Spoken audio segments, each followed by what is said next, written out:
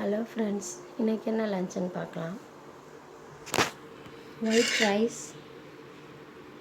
மாம்பழம், சின்ன வெங்காயம் பூண்டு போட்ட புளிக்குழம்பு, காரமாக,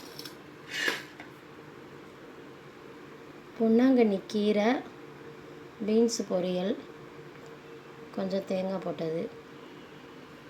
ஹெல்த்துக்கு ரொம்ப நல்லது, ட்ரை பண்ணி பாருங்கள்.